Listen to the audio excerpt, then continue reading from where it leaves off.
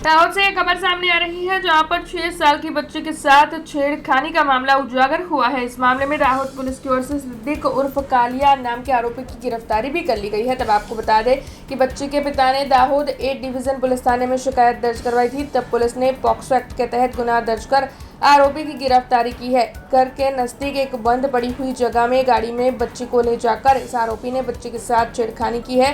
तब आरोपी की गिरफ्तारी कर पुलिस ने इस मामले में आगे कार्रवाई शुरू की है। ગઈકાલે દાહોદ એ ડિવિઝન પોસ્ટ વિસ્તારના કસ્બા વિસ્તારમાં આવેલો વિસ્તાર છે, ત્યાં એક ઘટના ઘટી હતી જેમાં એક નાની ભૂખ બળનાર બાળા છે તેમને એના જ બાજુમાં રહેતો વ્યક્તિ જેનું નામ છે સિદ્દીક ઉર્ફે કાલિયા યુસુફ ચાંદ. સિદ્દીક કાલિયા દ્વારા એ બાળકીને લઈ જઈ અને ગાડીમાં લઈ જઈ અડપલા કર્યા હતા અને એમની પાસે બીભત્સ વર્તન કરીને અશોભની ભાષાનો ઉપયોગ કર્યો હતો. અને આ બાબતની જાણ પરિવાર થતાં પરિવાર દ્વારા આ વ્યક્તિ વિરુદ્ધ ફરિયાદ દાખલ કરવામાં આવી છે અને ફરિયાદના અન્વયે દાહોદ એ ડિવિઝન પોસ્ટ દ્વારા व्यक्ति धरपकड़ करवाई है, कायदेसर कार्रवाई हाथ धरવામાં આવેલી છે।